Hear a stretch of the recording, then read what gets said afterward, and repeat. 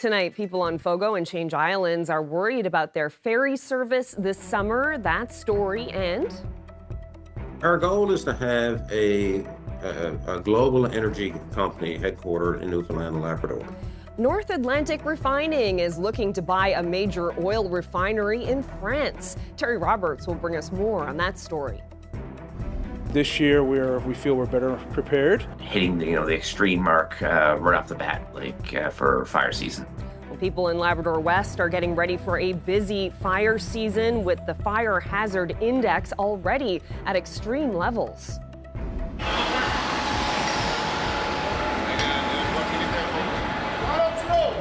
A delay for drivers on Harvey Road in St. John's after a garbage truck took an unplanned detour this morning. This is CBC Here and Now.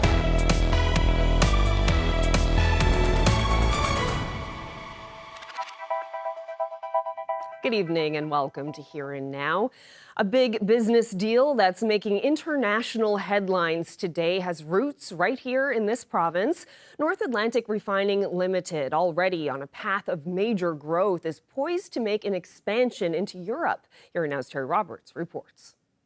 This is the Gravachan oil refinery in northern France, a 230,000 barrel a day facility, including crude from Newfoundland's offshore. It's also one of the largest integrated chemical plants in Western Europe, but it could soon be owned by a Newfoundland and Labrador-based company.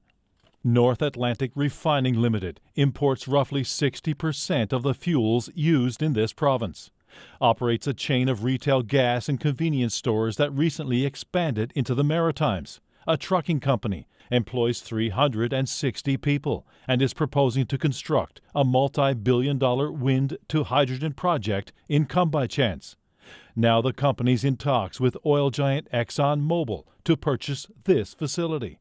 It's a fantastic foothold for us in terms of our plans for expansion into Europe.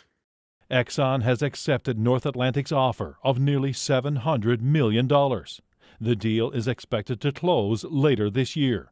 Our goal is to have a global energy company headquartered in Newfoundland and Labrador. This is not new territory for North Atlantic. The company used to own the Chance refinery.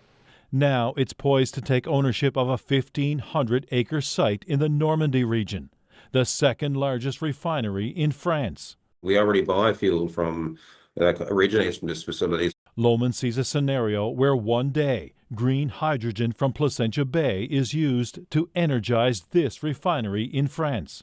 And he wants this site to become a distribution point for Newfoundland hydrogen throughout Europe. I feel very good about what we've done as a group. North Atlantic plans to invest in and grow this industrial complex, maximizing its potential in conventional fuels, but also leveraging its assets on both sides of the Atlantic to establish a green energy hub. Terry Roberts, CBC News, St. John's.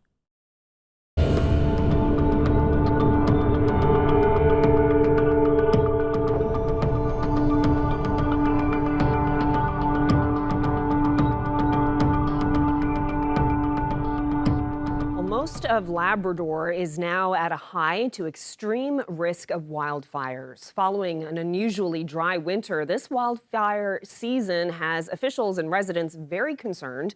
The CBC's Jenna Head reports. Some Labrador residents have already packed their emergency bags. Wildfire season is here, and Labrador's major towns are at extreme risk of fires, but it's not a surprise. The whole winter we commented on how little snow we're getting, how little precipitation. And for Labradorians, chatting about the winter weather wasn't just small talk. It's rooted in real concern. They understand that with low precipitation, low snowpack, the forest dries up very quickly. Over the last 3 years, Happy Valley Goose Bay received less snow than normal, and this year the town saw 131 centimeters less snow than 2024. Now part of the town is red on the fire hazard map, meaning they're at the highest risk for wildfires. And Brown says with the right conditions, the forest will easily ignite. It takes one stray cigarette, or even could possibly be, something as simple as a spark from the railway, anything like that could easily start a fire. While a fire ban is not in place yet, Brown wants residents to avoid outdoor fires this summer and be extra careful when using ATVs and other outdoor equipment. But even with those precautions, the weather might have other plans. We can't stop lightning strikes. That's the biggest one. To mitigate the risk, he wants to see a water bomber stationed in Labrador West. That aircraft is on its way and will stay for the next 3 days. As well, Gander's Fire Center of Excellence is prepared for whatever might happen.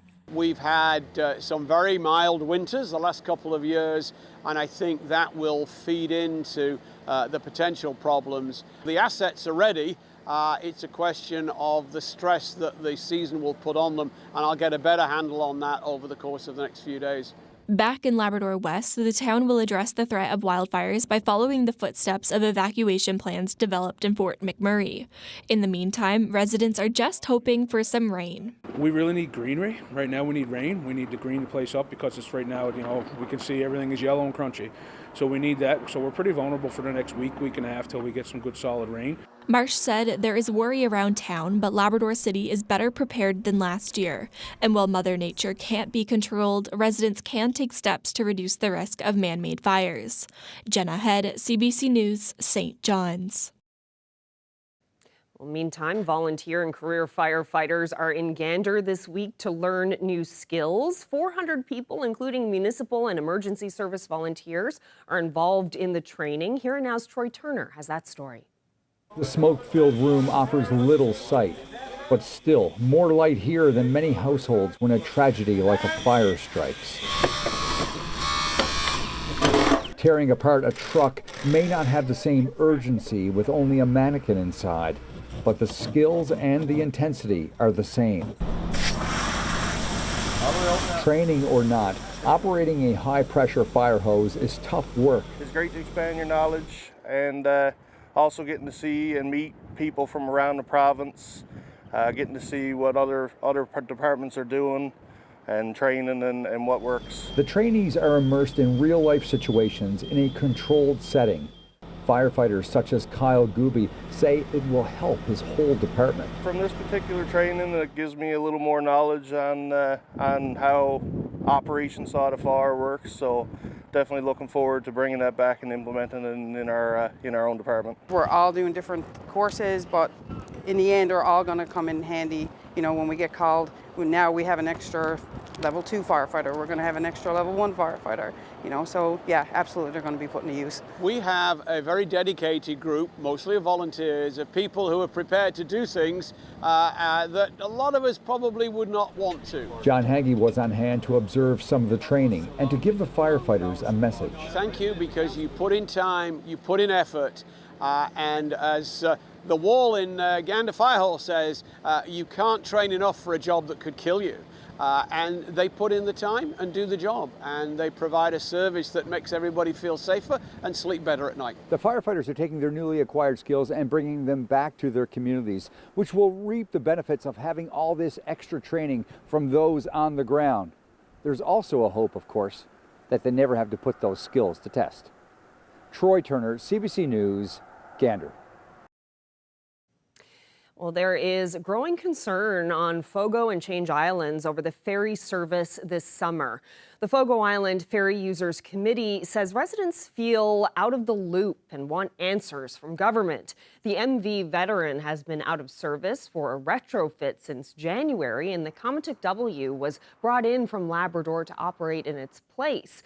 Now, Ferry Committee Chair Jared Oglin says they don't know how long the Comitic will be in place or when the Veteran might return.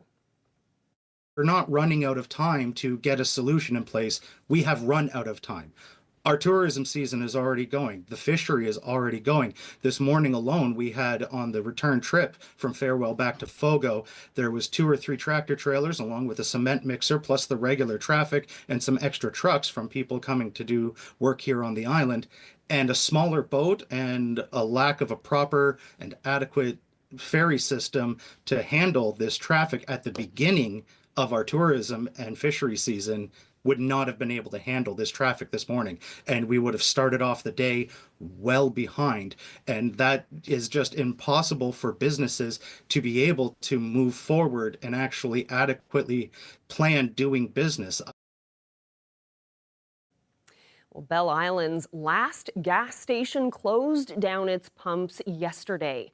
With the Irving station in Wabana no longer in business, residents of Bell Island are now facing a ferry ride to the nearest gas station. The town says there is an interested buyer for the station, but says there have been a number of obstacles in completing that sale, including an environmental assessment. The town says that report is expected to be filed today, and they're hopeful the sale will proceed following a Department of Environment review. And in other news, for decades, he delighted the children of St. John's by bringing Santa Claus to town. But Bruce Templeton, the man behind the jolly white beard, has been made an honorary Doctor of Laws by Memorial University. I am here with jingle bells on to present to you for the degree of Doctor of Laws, honoris causa, the Santa of St. John's, Bruce Templeton.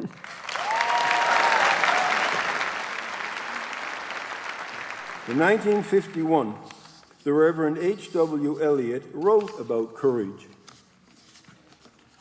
To face life calmly and unafraid is one of the finest qualities of the human spirit. It is a very hard thing to do. Some people perhaps find it easier than others. They take life as it comes. They never are surprised at anything. They're never intensely thrilled and never disappointed. But the rest of us have to fight it out with ourselves. We may be terribly frightened at times, and the temptation is to dodge the thing that frightens us and to find some excuse to run away.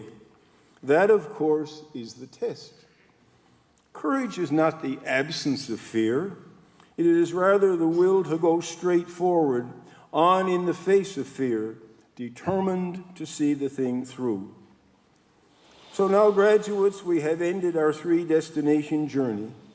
I took you to life's greatest teacher, your reputation and courage. So now, as we land the sleigh, here is my very sincere wish for all of you. Give freely, be humble, serve others without expectation. Those who came before you, the soldiers, the teachers, and the mentors, they gave with their whole hearts. Now it is your turn. Use your gifts not only to build a life, but to better your university, your community, and the world. So let me end then with Dr. Seuss again. I'm sorry to say so, but sadly it's true, that bang-ups and hang-ups can happen to you. So be your name Buxbaum or Bixby or Bray or Mordecai Alley Van Allen O'Shea, you are off to great places. Today is your day. Your mountain is waiting, so get on your way. Thank you.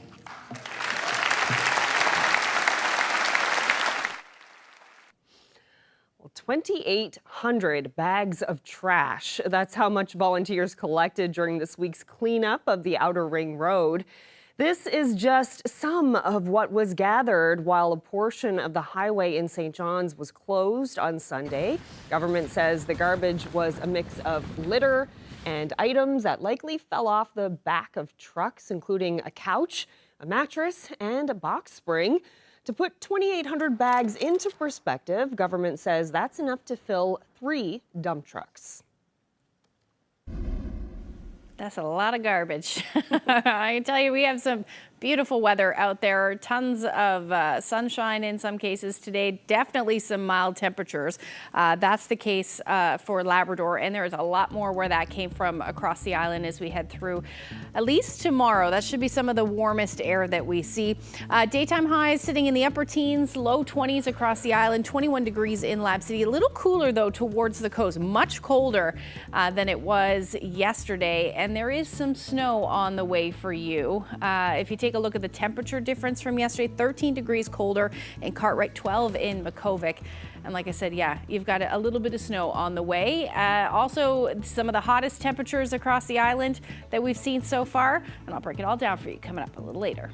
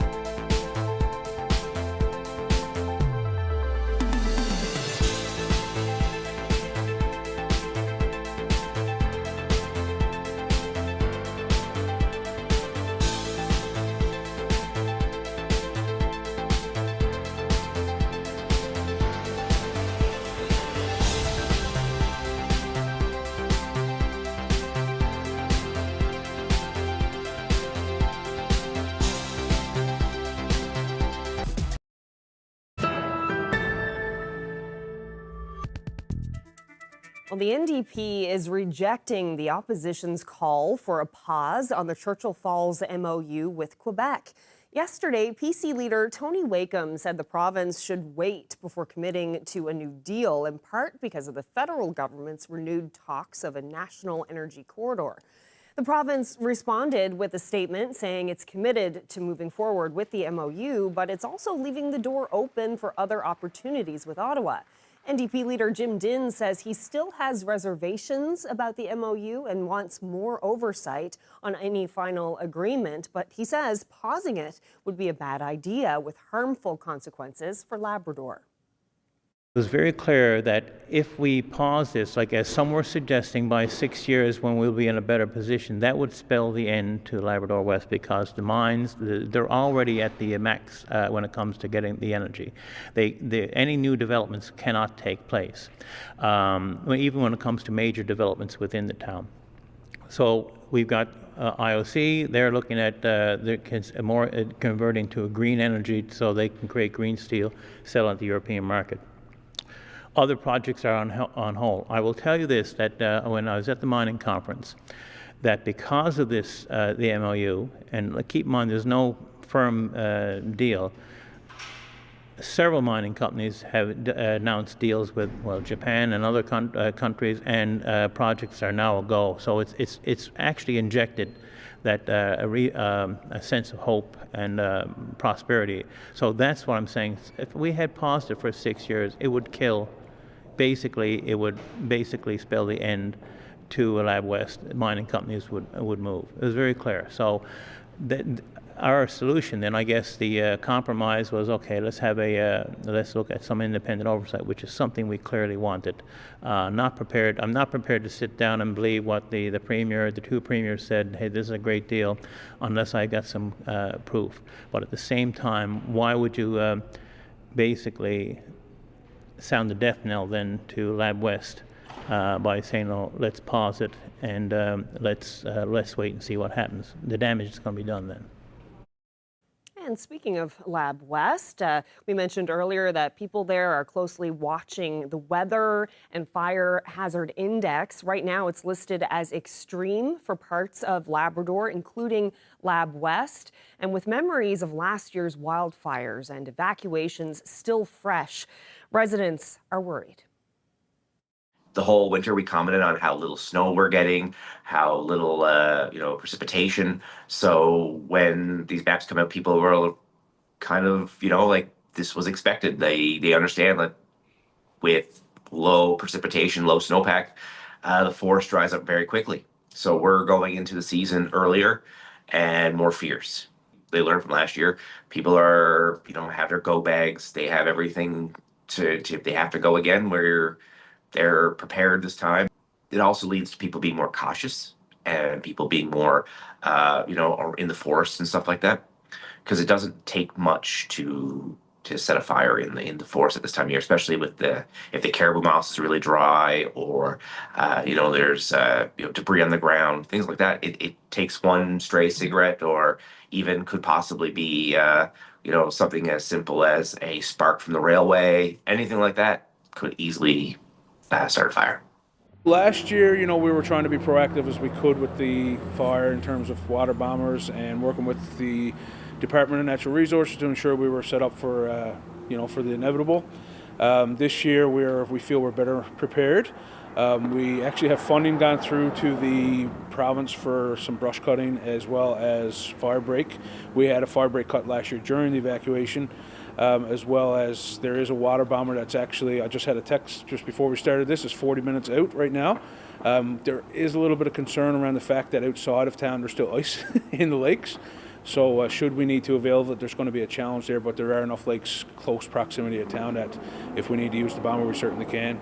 We also have an emergency evacuation plan, which was something that we didn't have an evacuation plan as such last year. We just kind of flew by the seat of our pants, we'll say, but this year we have. It's supposed to be set in by June 21st. We're supposed to have the solidified document that is a complete evacuation plan for our community should we need to use it again.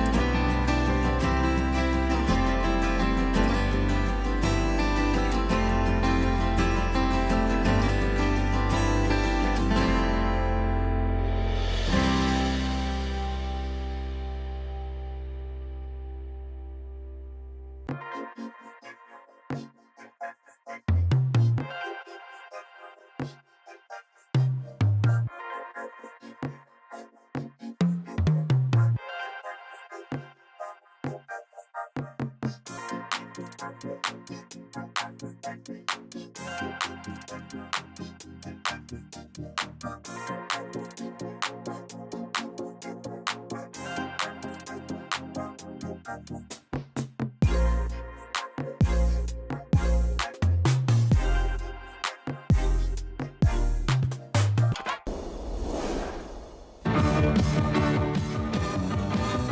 provincial government has gone to the Supreme Court. 2 and sunshine in Deer Lake today. A spokesman for the owners says a statement will be issued within a week. Glad you could join us for Here and Now. This is CBC.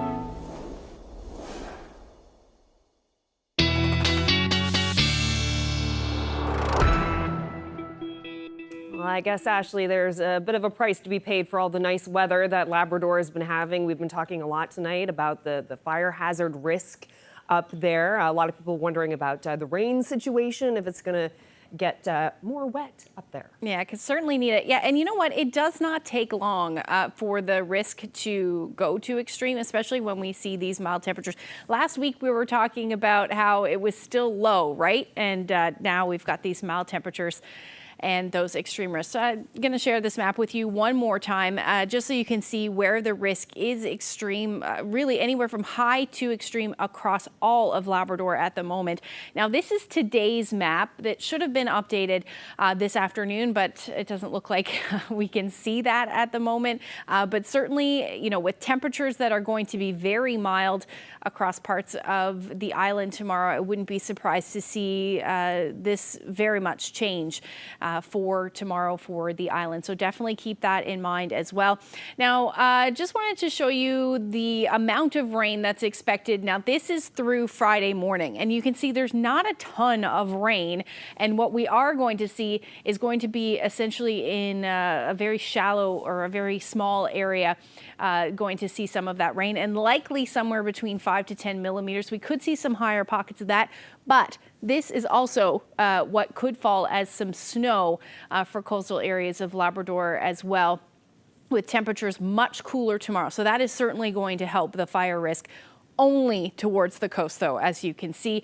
We may see some showers sink a little bit further south in Lab West in that time frame as well. But for now, definitely not a lot of rain on the way. Now, the other thing, speaking of fires, is there are a lot of fires burning in Saskatchewan and Manitoba, and we can see some of that smoke aloft, and it's kind of riding this front and heading right towards our neck of the woods, and will continue as we head through, it looks like tomorrow. I just want to show you that smoke on the satellite. So that kind of darker color really showing that smoke all up through Lab West and even across the island portion of the province as well. It's up in the higher atmosphere, so you shouldn't smell it, or you won't smell it, but you can certainly see those hazy skies because of it. So our sunsets and sunrises tonight certainly and into tomorrow morning will likely look a little reddish or orangey in that time frame. And we can see into tomorrow as well, a lot of that smoke sticking around. So even though tomorrow is going to be sunny along with some mild temperatures, the skies will likely look a little hazy. And also we may see a little bit of a temperature difference as well. So the temperatures may not reach quite as high as they would have if this smoke wasn't there. So definitely something to keep in mind. But for today, certainly seeing some lovely temperatures, 21 degrees in Lab City right now, 13 in Happy Valley Goose Bay, and those temperatures really ranging anywhere from the single digits along the northeast coast to 20 degrees right now in Badger or Grand Falls, Windsor. So there is a lot of difference in those temperatures, and it's all because of where the wind is. And we're seeing a little bit more cloud cover as well along the northeast coast, along with some shower activity for the Avalon. That should end as we head through the overnight. They'll likely linger around the northern peninsula. You may see a few showers tonight, but most of us will see that clearing out and then towards the coast. risk of some snow. Likely not a whole lot in the way of accumulation just because the temperatures have been so warm, but we can certainly see some snow in the mix overnight tonight as your temperatures drop around the 0 degree mark. Lab West still hanging on to double digits, and then same thing for most of the island tonight with the exception of the northern peninsula. And the winds are breezy as well, especially in Lab West. We've been dealing with those windy conditions or gusty conditions, and we'll continue to see that. So as we head into tomorrow, again, although we'll see blue skies, it'll likely be hazy through the day, and that snow still continuing up across parts of Labrador as well. Late day, you may see a few showers in Lab City, but that is about it. Here's your daytime highs. Again, if we see that smoke, it may struggle the temperatures to reach these mid-20s, but it still will be a pretty lovely day. Unless you're an onshore flow, those winds will be gusting about 40 to 50 kilometers per hour, and then the coast single digits, but still 23 to 25 in Lab West. I'll break down your long-range forecast coming up a little later. Great. Thank you so much, Ashley. Well, as tourism season begins to ramp up, residents of Fogo and Change Islands are worried about what their ferry service will look like this season. The MV Veteran has been out of service since January for an engine refit. The MV Astron and Comatic W are servicing the run, but it's not a permanent solution. Joining me now to talk about the situation is Jared Oglin, who is chair of the Fogo Island Ferry Users Committee. Thank you so much for being here. Thank you for having me.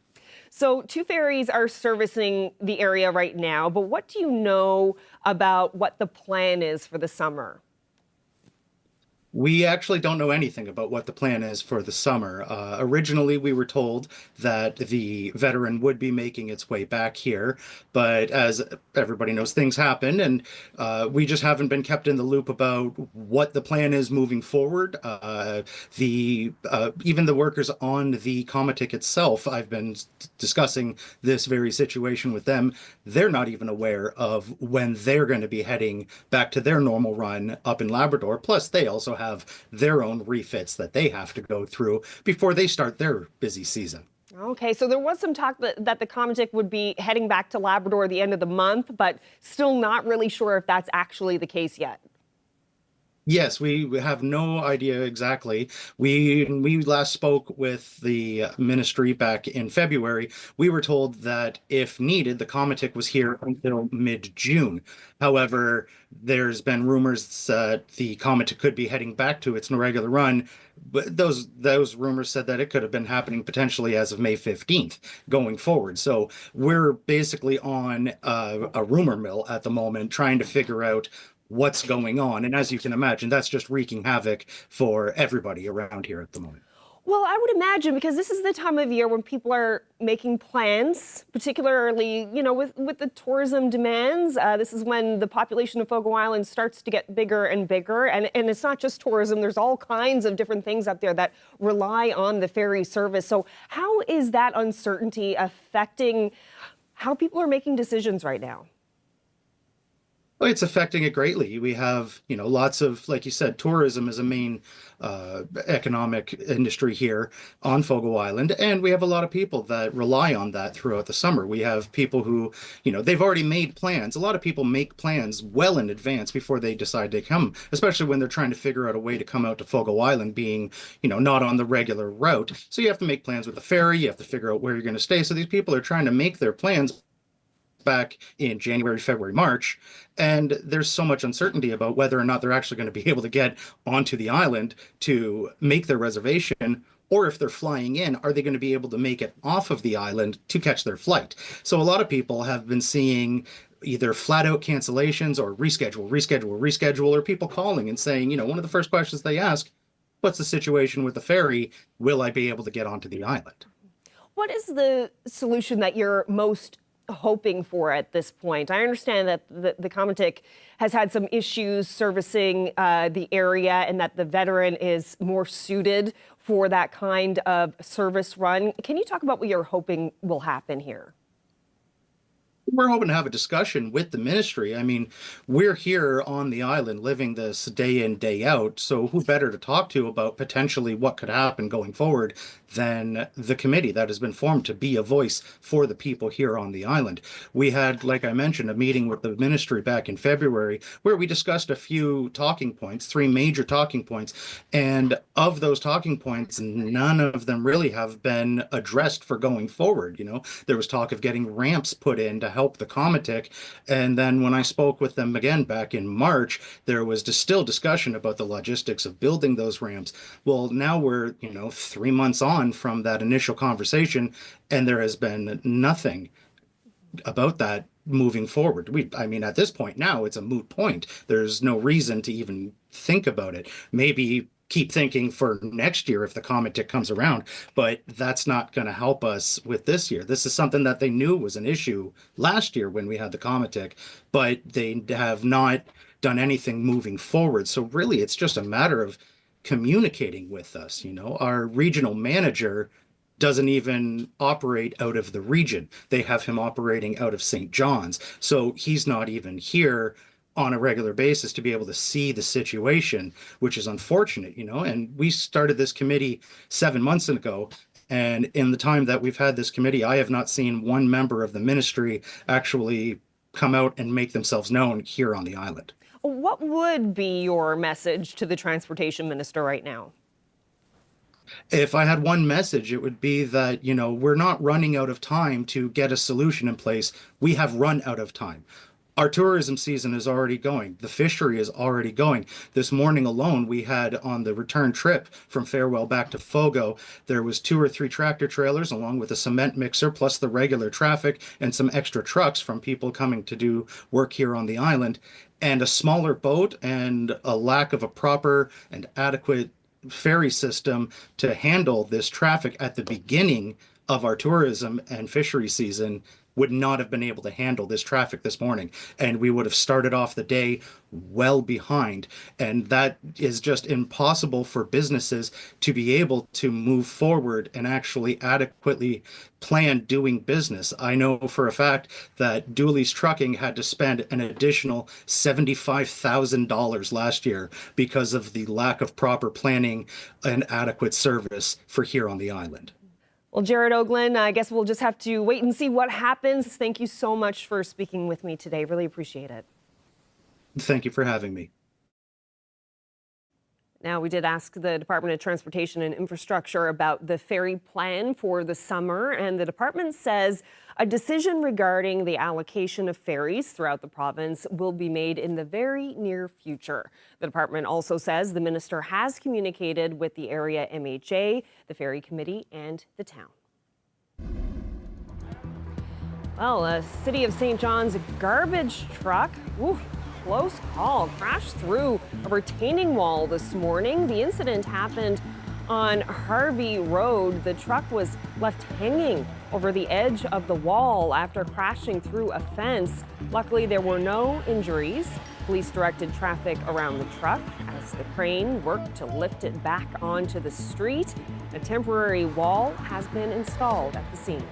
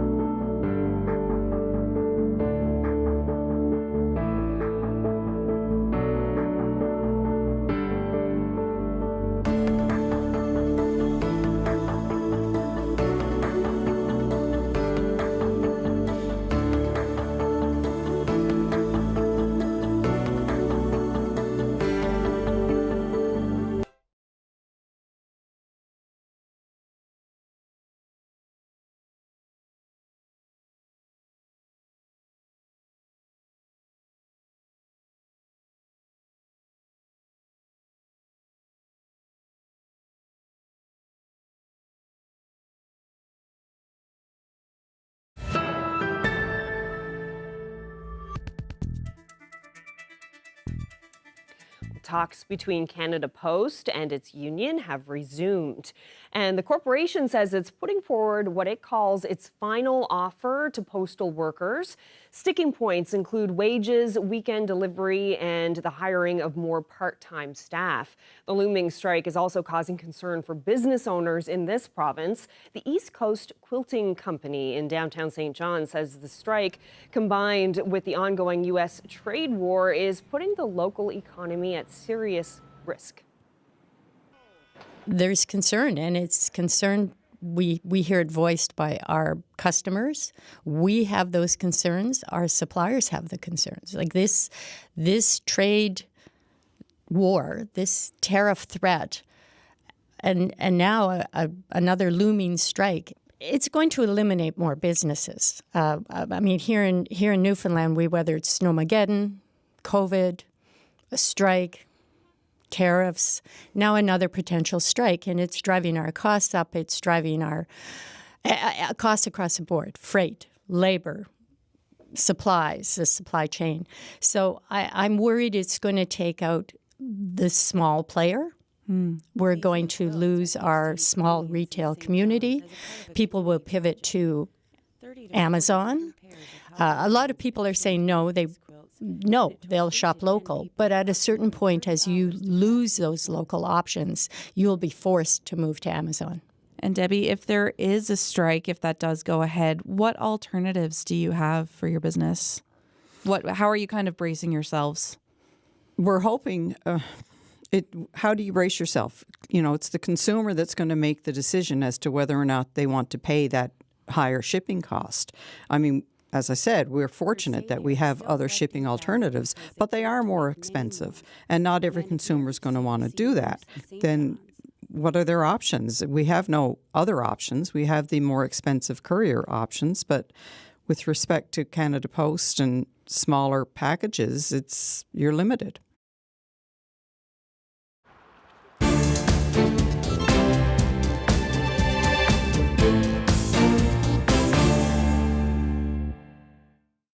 Well, the Kilauea volcano on Hawaii's Big Island is erupting again, spewing lava over 300 meters into the air. As Johanna Wagstaff explains, this kind of eruption isn't just dramatic, it's also a gold mine for scientific research. Look at this. That's Hawaii's Kilauea volcano, spewing lava over 300 meters into the sky, almost the height of the Eiffel Tower. But don't worry, no one is in direct danger because of this volcano. In fact, what's happening here is actually pretty exciting for a couple of reasons. First off, Kilauea on the Big Island is one of the most active volcanoes on Earth. It's been erupting on and off for decades. But here's what's fascinating. These eruptions are non-explosive. They don't violently blow up with a bang, so scientists can get surprisingly close and stay on top of any public hazards. That, combined with the continuous lava ooze, makes Kilauea the perfect natural laboratory for volcanologists. They can study how lava flows, how gas escapes, and how the ground shifts, all in real time. This kind of access is rare for active volcanoes. Also cool, these eruptions are literally building new land. When the lava enters the ocean, it cools fast and hardens, creating new coastlines. Well, members of the local blind community in Windsor, Ontario have always sought social activities where they can have fun and feel included, and it seems they have hit the bullseye. Here's more from the organizers. Okay, 17. I got points. I got points. In our community, there's not a lot of activities for blind and visually impaired people. And we're saying, well, what can we do? And we were looking at the stuff in the Legion. We're sitting there, all these dart boards. I said, well, why don't we play darts? Well, then they said, well, wait a minute. You got blind and visually impaired people throwing sharp objects around a crowded room? I said, it sounds perfect. Darts? Okay. We do have guides that point us in the right direction. First name's Gary Best. I'm Peter's first cousin. I decided to come and help them out with their dart throwing. Right from the get-go, I line them up. I get them lined up on their line to throw the darts towards the dartboard. And I'll tell you, they have improved since the beginning. and they're getting better, and they're getting better. They're starting to hit the board really good now, so things seem to be going pretty well for them, and they're having a great time. Plus, they're using real darts. They're not using plastic or any other kind of darts. These things are very sharp, but I make sure that I am totally out of the way. All set. Clear? Clear. I think what it is that it gives all of us an opportunity to feel like we're just belong. It also demonstrates that when you have a disability, there's, you can find a way to get things done. Almost a bullseye. I had never played darts before, and I just thought that it would be a really nice social thing to do. I really wanted to become more involved, and I have to say that has led me to just enjoying it and realizing that there are people out there with the same disability that I have. We do it very safely. We've been doing it, like I say, since February. Nobody's been injured. And everybody keeps coming back. It's just having a great time.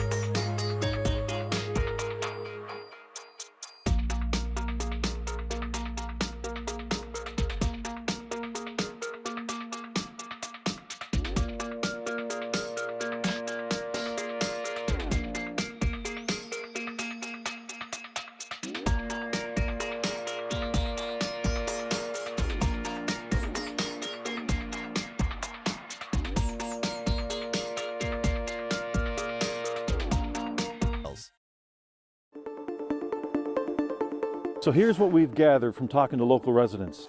I spoke with a renter who's facing eviction this fall.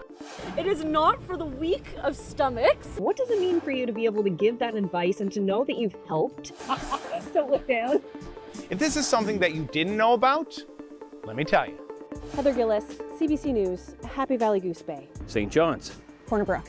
Shaji, Inuk First Nation. Grand Falls, Windsor. New West Valley, Newfoundland and Labrador.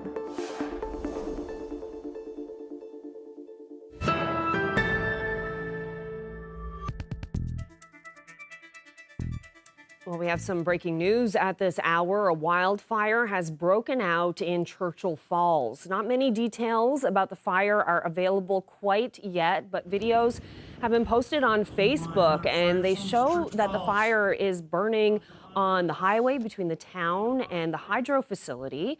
Some trees have been spotted up in flames. We've been talking tonight about the high to extreme risk of wildfires in Labrador at the moment because of all the dry weather and the dry winter that we've had. We'll be keeping a very close eye on this, and we'll have the latest on this story on our website, cbc.ca/NL. And I'm sure, Ashley, you'll be keeping a close eye on this as well. You've been watching the fire risk hazard map and whether rain is coming and all of that. Yeah, and definitely doesn't look like we're going to see any rain in that area anyway through at least the first part of tomorrow. We may see a few sprinkles tomorrow night, but yeah, it's going to be dry and warm yet again tomorrow. So.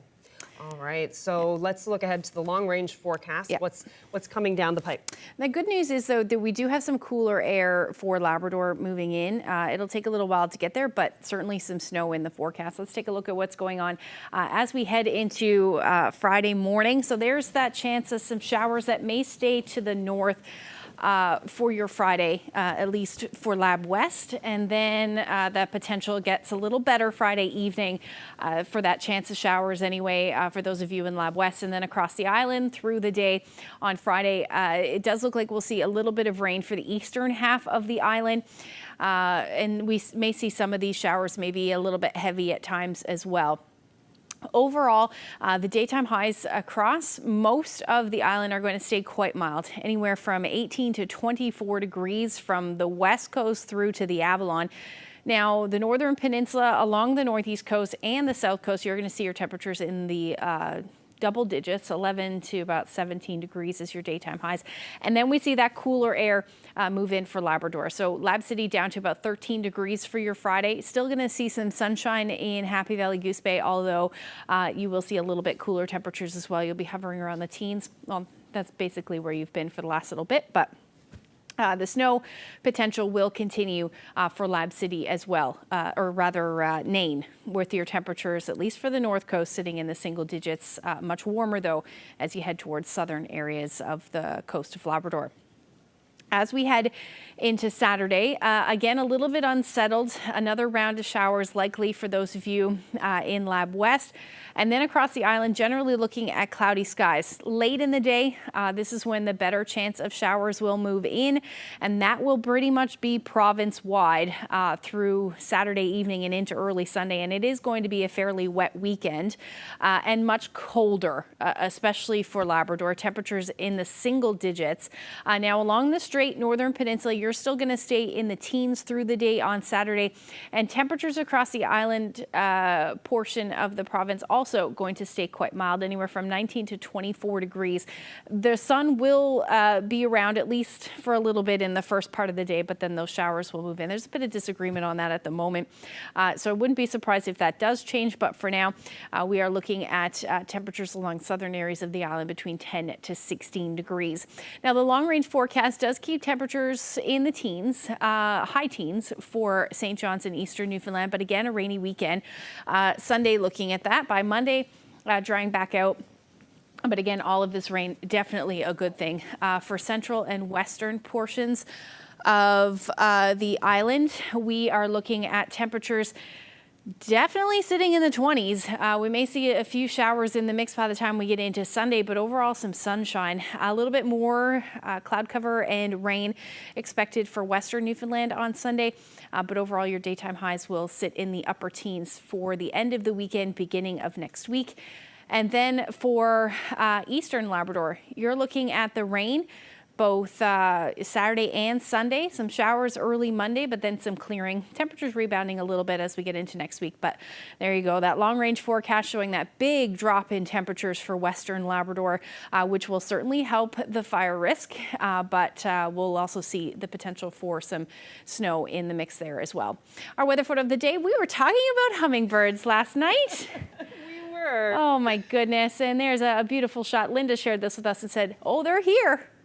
Yeah. They're visiting the feeder. I thought that they were more rare than that, but on the West Coast, Codroy Valley, I think this is from. Yep. Yeah, beautiful. Thank you so much, Linda, for sending that in. That is Linda and John. Beautiful shot. Aren't they just the most beautiful creatures? I love them. If anyone else has, pics of hummingbirds, please send them in. And before we leave you tonight, we want to show you another adorable little tiny creature from the London Zoo. 9 rare hazel dormice received a health check at the London Zoo earlier this month. The medical screening is part of a UK conservation effort to help out the vulnerable species. Hazel dormice were once widespread across England and Wales, but loss of habitat and climate change, among other factors, has caused their population to drop by more than half over the last 25 years. And these adorable little creatures will be released into the wild once they're nice and healthy. All right, hummingbirds and dormice. Well, that's it for us. Thank you so much for spending part of your evening with us. Good night.